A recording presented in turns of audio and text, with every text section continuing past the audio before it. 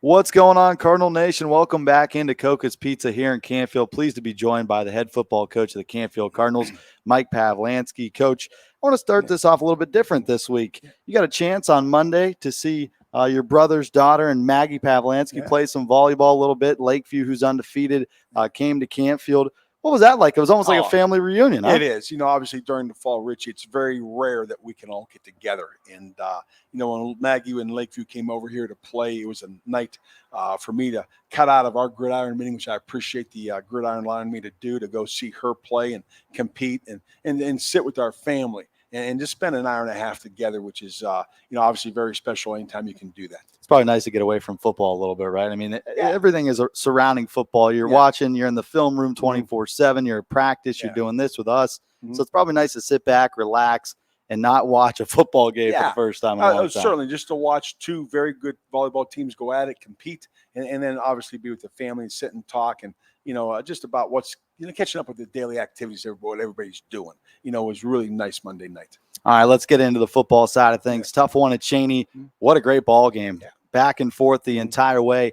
Last week, we talked about the defense, and you said, hey, we're going to have to force some turnovers. We haven't forced a single turnover in 4 weeks of play, but your defense had some big ones. 2 fumbles, one inside the 5, and then the special teams there by Cheney snapping it over their punter's head and into the end zone. So, defensively, your team went toe-to-toe with one of the best offensive teams around the area. Yeah, we're really pleased with our defense. I thought they played outstanding, and, they get one touchdown all night long. And, that came, in the first play of the second quarter, I think it was, and they had a drive in the end of the first quarter that we didn't play as well as we should have, like we did the rest of the game. But, credit Cheney for taking advantage of our mistakes defensively. But overall, they had 139 yards total offense. And one of them, I think, was a 60 or 70-yard pass that got them down to the 5-yard line. So now you take that away, they're in the 60s or 70s. And with all the speed they have, as well coaches they are, I can't be happier or prouder of, our defensive staff and our kids that play defense. Obviously, our problem was their defense is really good too, and we just couldn't solve them.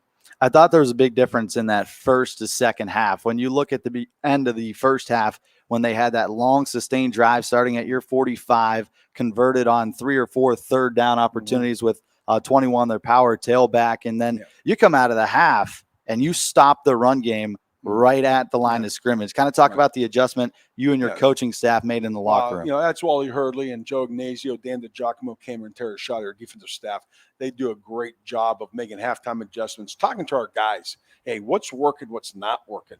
And they came up with something that, again, allowed us to play at a high level defensively and get the ball back offensively. Unfortunately, again, Cheney was extremely good defensively Friday night, and we just couldn't get anything established. Yeah, a little bit of offensive struggles. Of course, you had a nice drive to start, right? Great field position. You come down, Danny Inglis gets a touchdown off the right side, and you looked like things were rolling. But, after that, Cheney kind of slowed things down for you offensively. Their defensive backs are so good playing one-on-one man coverage, and I think that was the difference. That caused a problem. It made us one-dimensional where we just couldn't get off press coverage, and certainly not for lack of effort. It's just what they were able to do. Yeah. And then once you had to run the ball, we just didn't run as effectively as we felt we could have. And again, credit Cheney for that. In a game like that, especially in that fourth quarter, you heard a lot of number 12, right? Yeah. Run left, run right. When you got a guy that's going to Indiana, trying to take over the team in the fourth quarter, trying to get something going with 7:35 left to play. Was that kind of the talk you had up in the box with your coordinators saying, hey, we're going to let Brock run until they're going to stop us? Yeah, absolutely. It just, at that point in the game, down 16-13, and, we're going to put the ball in Brock's hands. And, obviously he's our best player and certainly one of the best players in Northeast Ohio, and if not the whole state. And, we're going to go with him and trust him and trust our offensive line to, perform at a high level, but it obviously just didn't work out. When you face a track team like that in Cheney, when they got speedy linebackers, safeties, defensive backs, what are some things that you take away and hope that your team learns from, that tough one? Again, you can't simulate that speed in practice. So now our guys know we're going to face some fast teams coming up. And our guys know, hey, listen, you got to take this type of step, not that type of step, when we're running certain plays and certain schemes. And that was a big part of it. We just couldn't get corrected during the game, and, working on that real hard right now this week in practice. to put a bow on that Cheney game, what an atmosphere it was at Yeah. Rand Stadium. Both communities came out, supported both football programs. So, overall, to play in an atmosphere like that at Rand, it had to be a lot of fun down there for your guys. 2 weeks against Poland and against St. Thomas More, you kind of cruise by. But, that was a nitty-gritty game down to the end there. So, it had to be a fun one coaching that one. Absolutely. We talked to our kids all week long about it, and then certainly before the game that, hey, there's one tunnel that leads to that field. And, football players like Frank Sinkowicz, Heisman Trophy winner, walked down the same steps our guys are going to walk down. Roger Staubach, okay, and the De Niro brothers and Michael Zordich, guys like that that played on that field, historical field. I told our guys, you're going to be part of that history. And we went out and we gave a great account of ourselves. It just wasn't good enough. Let's preview the Dover Tornadoes game a little bit. Traveling down there, about an hour-and-a-half bus ride. Kind of similar to New Philly, their neighboring city. So another good trip for your guys. Get ready for the postseason. And this has become a great non-conference rivalry, you could say. Last 4 years you played them. It took a little bit of a hiatus.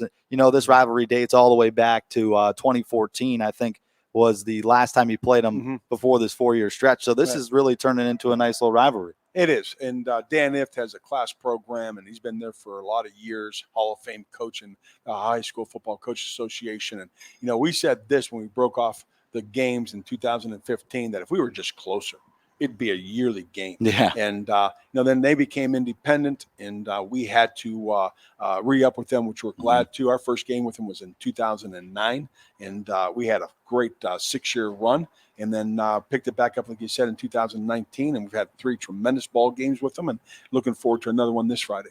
Definitely a different style from Dover's offense than what we've seen in the past. They were kind of known for that 5 wide, spread them out and throw the football all around the field, but they've run the ball a lot this season. They have. Dan does a great job at looking at his personnel and what they can do. They still will go 5 wide, and we got to practice that and expect that on Friday night. But their first choice is to line up in a wing tee, close everything down, and try and power the football at you. Played the wing tee before a couple times in the past. Yes, how much does that help prepare for this game? It does. It does, because you show tape of Chardon, and it translates to Dover. And obviously we've shown Dover tape all week long, but we've taken a lot of things that Chardon has done. It looks like Dover's trying to duplicate that, and we've got a game plan. Hopefully that's good enough. Very tough schedule. You go Cheney right to Dover, who just lost to Steubenville, who's one of the best programs in Ohio. Yeah. This is a difficult stretch for your team. After a tough loss like that, what's this week of practice been like? And, how are the guys It's focusing? been a good week. It really has. And our guys are disappointed. Coaches are disappointed. But if you're disappointed too long, you're not giving yourself the best opportunity to win on Friday night down at Dover against a really good football team. And like we told our guys Saturday morning, both teams experienced their first loss on Friday night. And the team that will handle the week of adversity and disappointment the best has a great shot at winning. What are some of the keys to the game? I know this is a different squad that likes to run the football. Your defense has been fantastic when it comes to the run defense. So what are some of your keys to the game? We got to continue to play at a high level defensively. We're going to stop the run game first. All right, make sure the play action pass does not hurt us. And once again, we've got to find a way offensively to stay on the field and get an established offense going, a run game, get a play action pass game going, things such as that. But and then turnovers in this game. Both teams have great kickers, but turnovers, again, we're excited that we started causing turnovers last week. Now we got to go and cause more turnovers this week. Coach, I know you're busy. We appreciate you stopping by Coca's Pizza. Big one here this week. Dover against Canfield on the road. Coach, thanks for coming out. Appreciate it, Richie. Thanks so much.